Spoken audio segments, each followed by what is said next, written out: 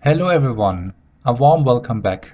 Today I will assemble the seats of the AE86 model car, install them into the interior and put the interior into the chassis.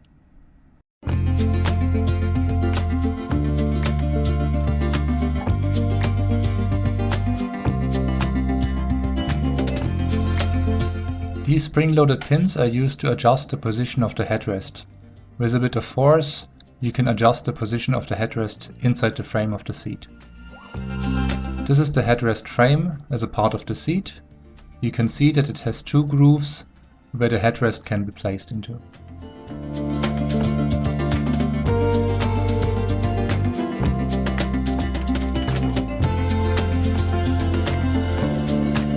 With the upper part of the headrest now completed, I'm installing the frame of the headrest into the rear plate of the seat and securing it with 4 screws.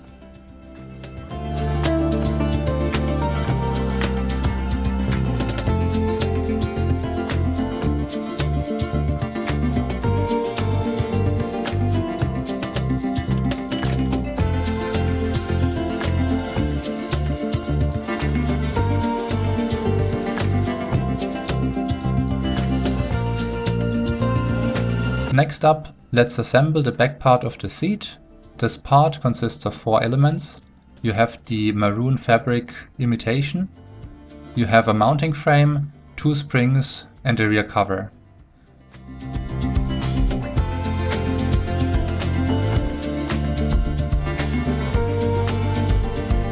The 2 springs are used to push up the cushion of the seat so that it really feels and looks like a proper fabric of a seat.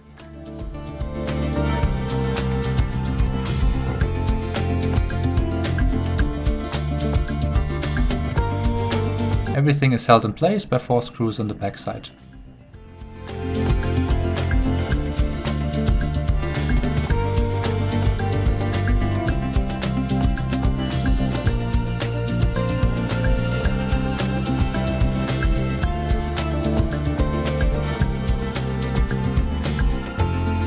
Again, note the quality of the material choice of this model car kit. For every different piece of material of the seat, you can basically feel and look, even in this video, what kind of material is used in the real AE86. Fabric, fake leather or metal. For the bottom seat cushion, similar to the back side, there are 2 springs used to bolster the fabrics.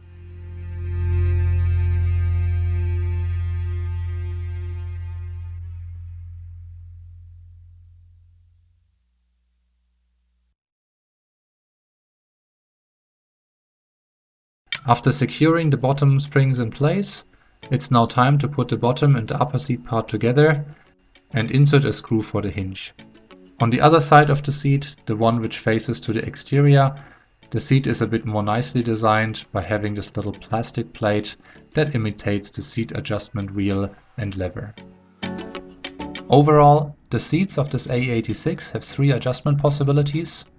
You have like the adjustment possibility for the headrest, which can go up and down. Then the upper part of the seat can fold down and forward.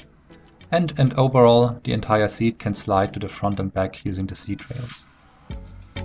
In fact, it's very similar to the seat adjustment possibilities of the real AE86, where you basically have the same adjustment possibilities. The original AE86 seats have one more additional possibility for seat adjustment, which is the rear lumbar support. The way it works, you have a little air pump, it's like in the shape of a little balloon, that you can squeeze a few times to inflate a little air pillow on the back of your seat.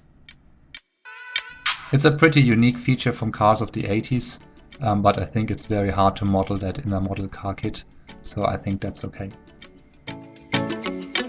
I skipped filming the installation of the passenger seat. The steps are basically the same as for the driver's seat, and the results look similarly impressive. Let's skip that part and directly move on to the installation of the rear seat bench and the front seats into the interior part. Take a second to note the different color of the brown interior for the rear seat bench and the side panel. In the real AE86, the rear part of the rear bench that folds down, the brown part is made out of fabric, while for the side part, the brown part is made out of velour. And if you look at real AE86s with brown interior, you will see a similar mismatch of the color and fabric as you see here in the model car. So this is not a problem of the model car, this is actually a perfect imitation of a real AE86. To install the front seats, I first have to put the safety belt in position, put the seat in, and then install the seat using mounting holes inside the seat rails. This installation method is actually like how the seats are mounted in the real AE86. You have like basically 4 screws around the seats that mount the seat rails to the chassis, and this allows you to slide the seats back and forth like in the real AE86.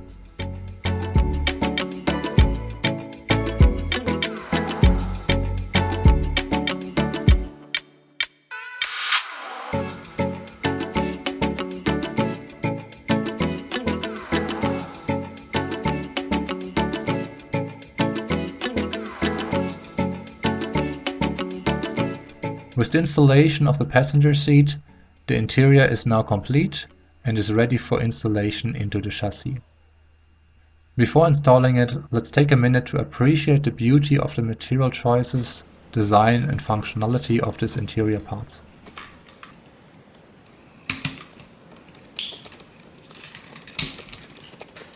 Looking at the details of the dashboard, I got the feeling that I can just twist that knob and turn on the headlights and open the pop-ups. It just looks so nice and realistic.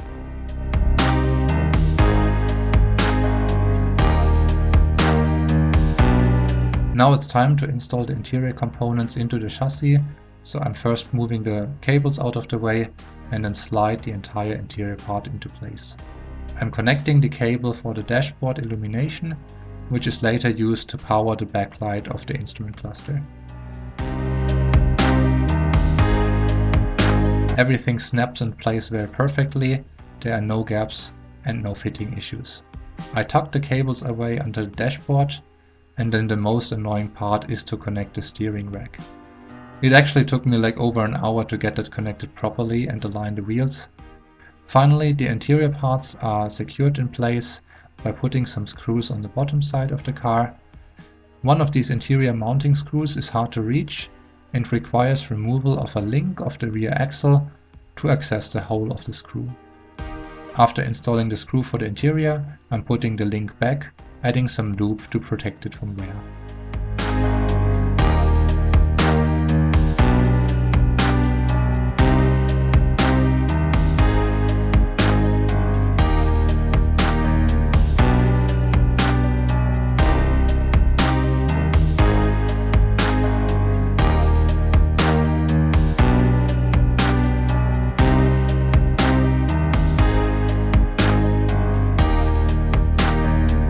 In the rear trunk area, the interior of the trunk is secured to the chassis by 4 additional screws that make sure that the rear trunk elements are securely fastened to the chassis.